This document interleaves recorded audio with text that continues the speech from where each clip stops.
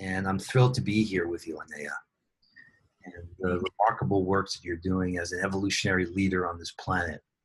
And in particular, the great transition stories has really been an inspiration to me. When people tell me, is it going to be this way? Is it going to be that way? How is this transition going to happen? I say, maybe there isn't one story. Maybe there's a multiplicity of stories. And what you've built there with Dwayne and that whole expression of that is so powerful in the world. So it gives me a great pleasure and joy to share you with the world this way. Thank you. Yeah. This is exciting. Yeah, it is exciting. It really is. So I want to ask you the big question. Do you think it's possible that we can create peace on Earth by 2030? Well, I think my first answer is, I don't know. Right. And my second pondering is peace what I want? I think peace is tricky. Peace is a bonding pattern with war. And if we just feed one side of it and are not aware of the other side of it, we do something that, I feel I was a part of in the 60s, of being real naive about the forces that we're actually dealing with. And for me, I would say my real hero is probably Carl Jung. I just looked it up. He died when I was 12. But he has been probably my core teacher. And one of his quotes is, "One does not get enlightened by imaging figures of light, but by making the darkness conscious." Mm-hmm. So what I struggle with when I think about peace is, how do we confront a huge belief system that loves war, that is dedicated to war, that profits from war?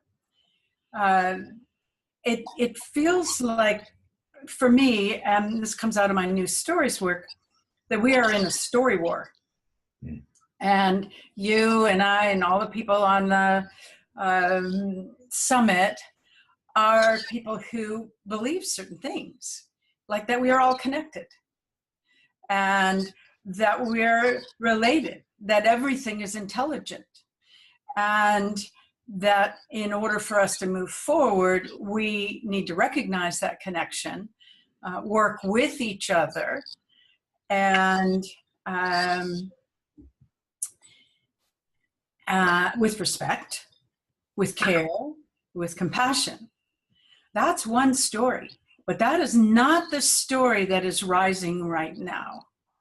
I mean, yes, it is rising, and this whole summit is part of that rising, but there's a whole other story based on very different principles that is simultaneously rising and getting stronger, which, from my vantage point, looks like non-democracy.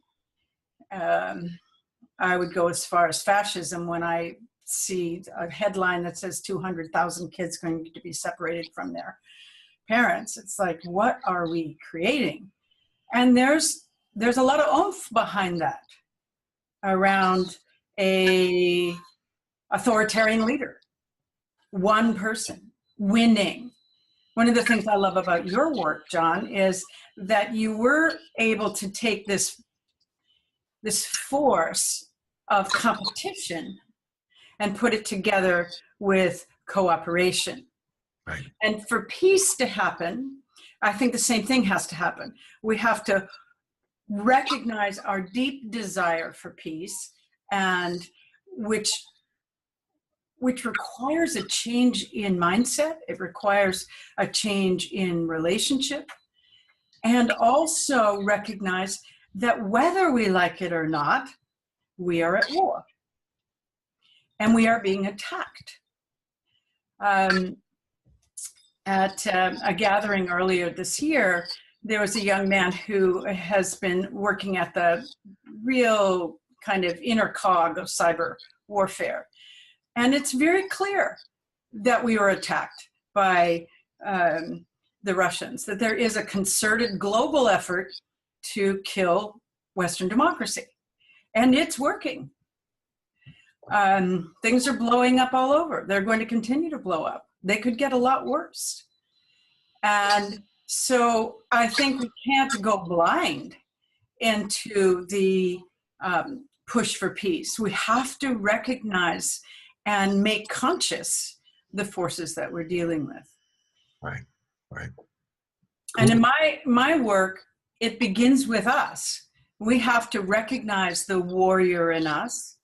And, you know, you hear war everywhere, you know, whether it's warrior monk training or the DNC war room, to hear our own use of it and how we want to be present with being attacked in maybe a Gandhian way, because we do have some history. We have some stories on the planet that it may take a long time, but there is a point where, and Gandhi is obviously the most cogent example, where there's a shift, a sudden shift in consciousness. Yeah, yeah.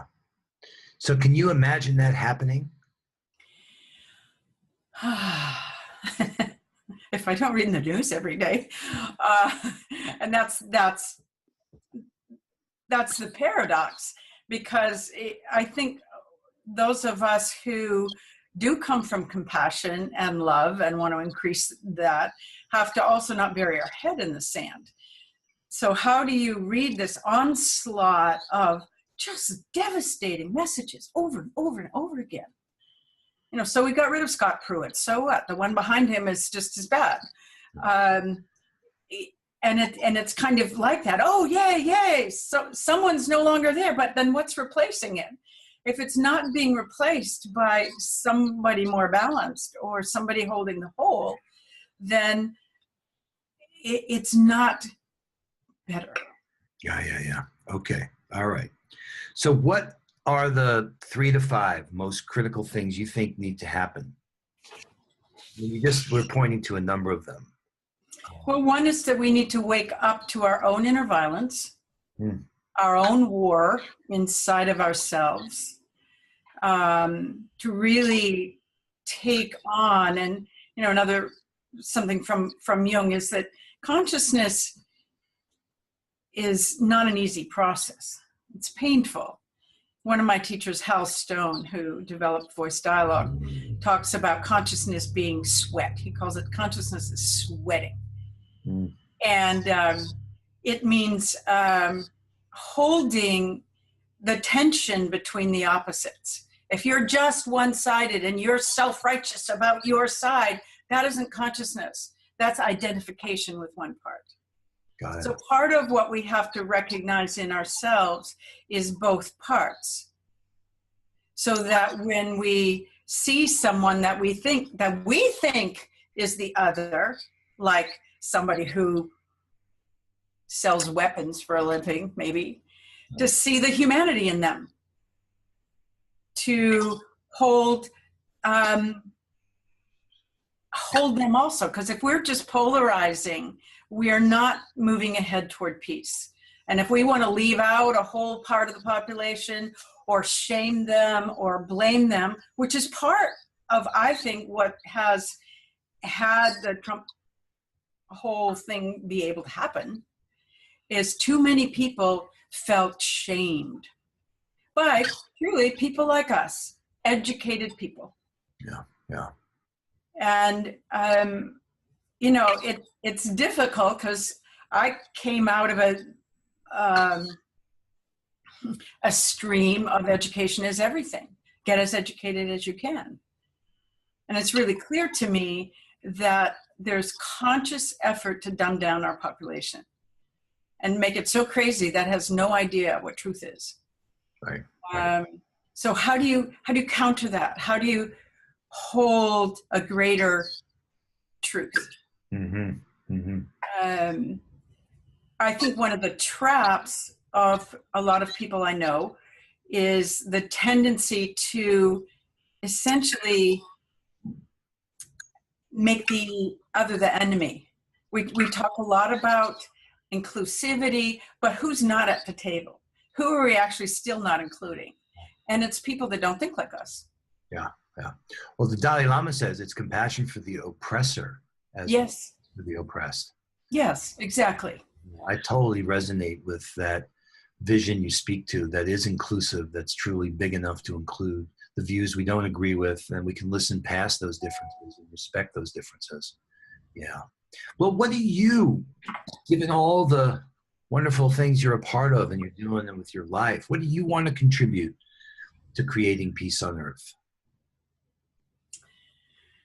Well, I feel a bit wedded to story as a vehicle. Stories. Might be why I'm co-president of New Stories, and why I just finished the website Great Transition Stories, which is a very much of a group effort. And I think my theory is that when we can actually see the story that we are in, we have more choice about our behavior and what we do. So what I've been working on is trying to make several levels of story visible. One is the kind of stories that we've called great transition stories, that are the stories of how life is successful. Birthing. Whether you're the one giving birth, the baby being born, or the midwife that's doing it, that is a successful process. And sometimes when we feel like we might be in the middle of the birth canal and being squeezed, it's good to remember, oh, there's something on the other side of that. These larger stories give a path.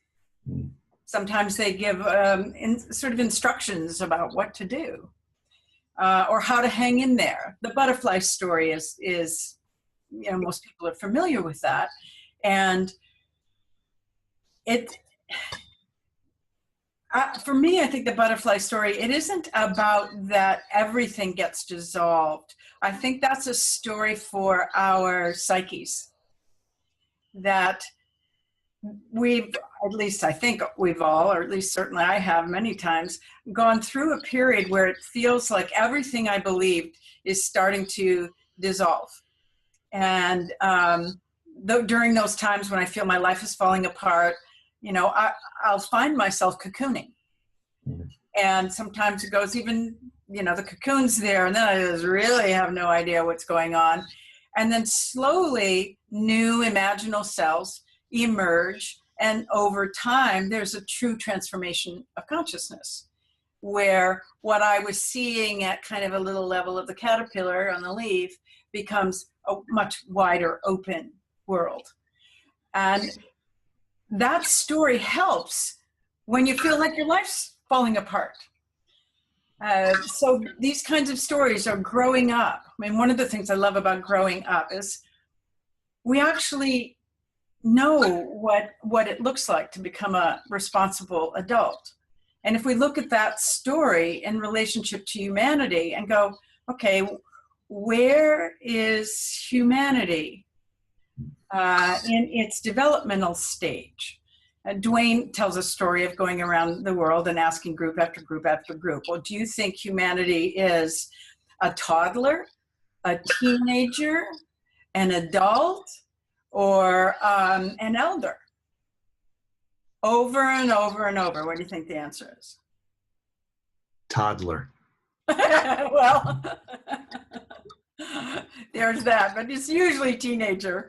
Teenager, protracted teenager, yeah. Yeah, protracted teenager. And that gives some guidance about, well, what do you need to grow up? Right. So these larger stories of life, or biology, or the hero's journey is one which we get bombarded with over and over again in Star Wars and other movies, is a story of how to go through a transition. Got it. And then one of the other things that one of those patterns is something we work with a lot, It's called the diagram of the two loops. That civilizations sort of move in cycles. And many people see that our civilization has peaked.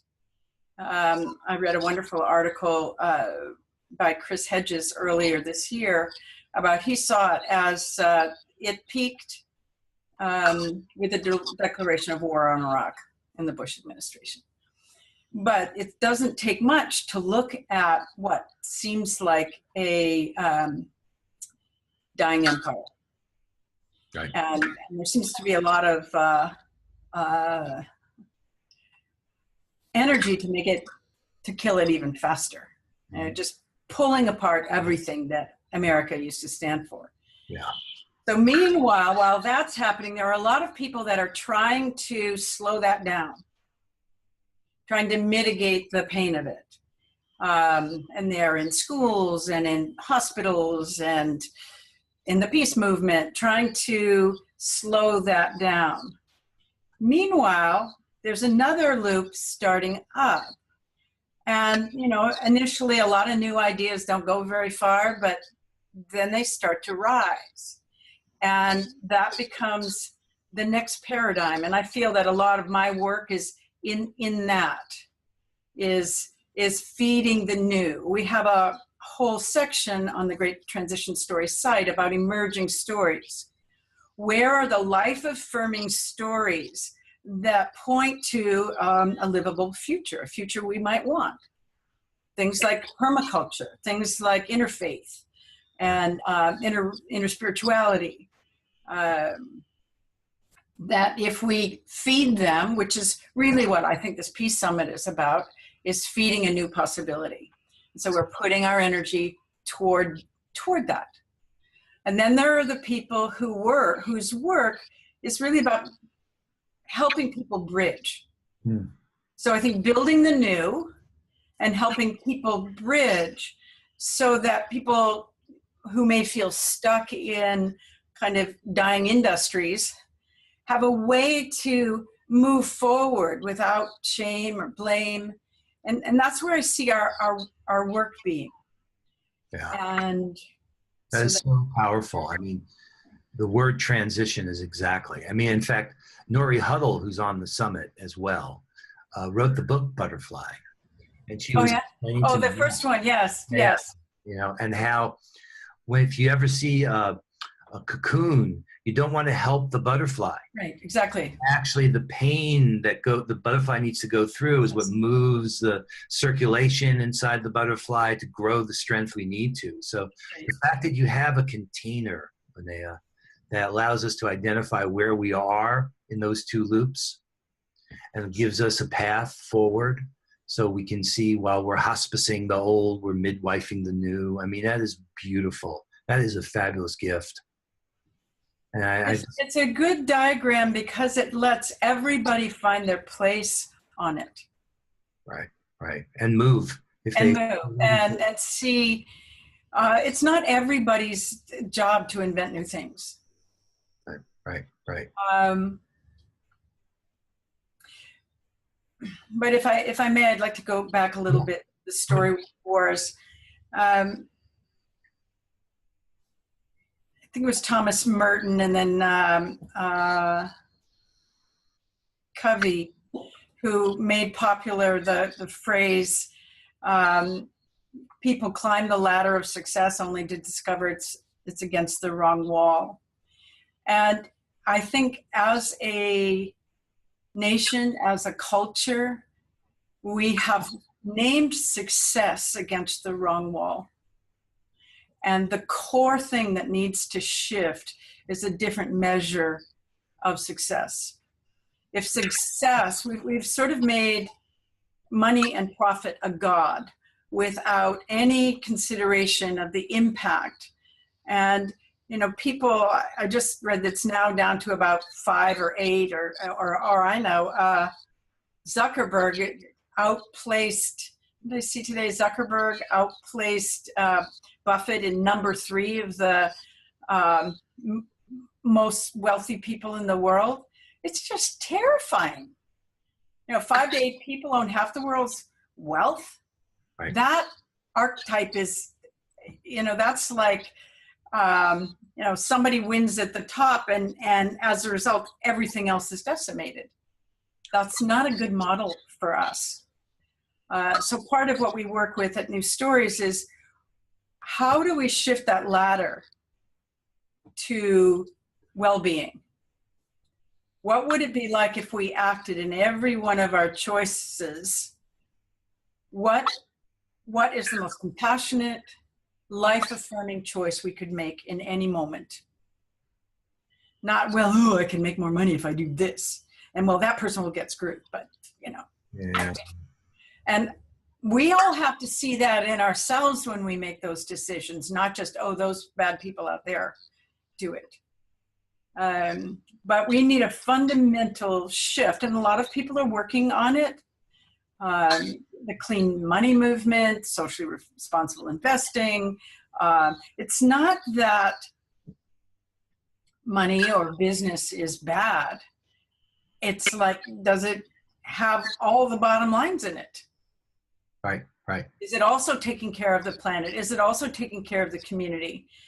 And one thing that would give me hope about 2030 is it's in our lifetime. It's in our lifetime, John, that we went from citizen to consumer. Yes. Right. It's not that long ago that we made greed God. Yes, there's a lot about the Industrial Revolution and, the dead earth. Part of what we look at is, if you believe the earth is essentially dead and yours for the raping or pillaging or plundering, that has a lot of consequences.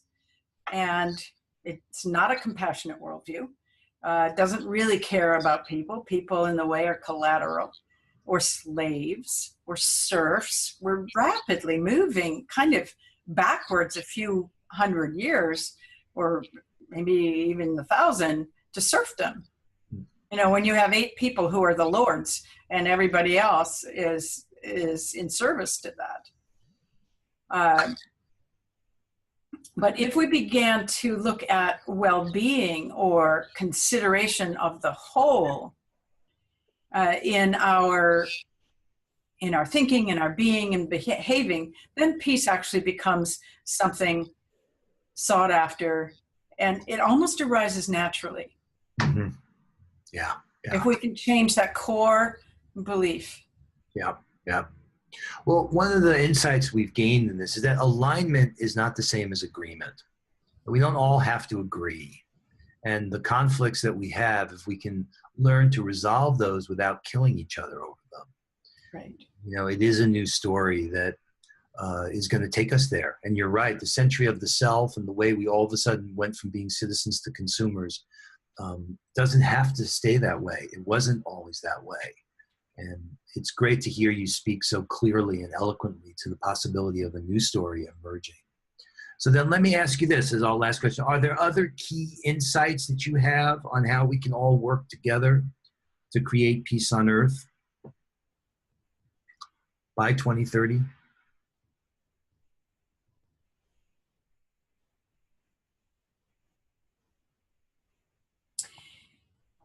We can't be passive.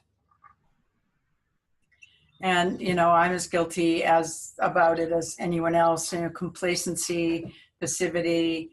We have a pretty wonderful life on the island we live on. And it's easy to just say, all of you people, fend for yourself. But I feel that everyone has to do what they're called to do. And to get active. One of the things that's really clear is how organized, intended, or full of intention the attack is. I think it's a kind of a worldwide attack on democracy. Yeah. Or we're at the place, you know, we've got Putin and Xi, and a Xi wannabe and Trump. Yes. You know, we're really looking at an autocracy, one person in charge of the world, or big sections of it, and not a democracy. Democracy requires education. So that's something else. People need to get as educated as possible. And I guess, you know, I don't know how to do this. My whole life has been working with individuals in transformation. And it's all about becoming conscious of what we're in. I've taken in my work a lot of my personal transformation work and the workshops that I used to lead for individuals. How do we do that collectively? We still have to wake up to the story that we're in order to feel like we have any choice or any movement to begin to feed the story that we want. Beautifully said, Lynnaea. That is so awesome. That really captures you. I know I sit at my desk on the same island you're on, and I know that you're not being passive, that you are bringing your best self forward every day. And that's the dream of this summit, that together we're going to build a collective capacity to awaken, wake up, right? We got to clean up. We got to grow up. We got to, you know, sign up as front of my thing. Now we're going to scale up, you know, as we link up and move in these. Link up is important. Yeah.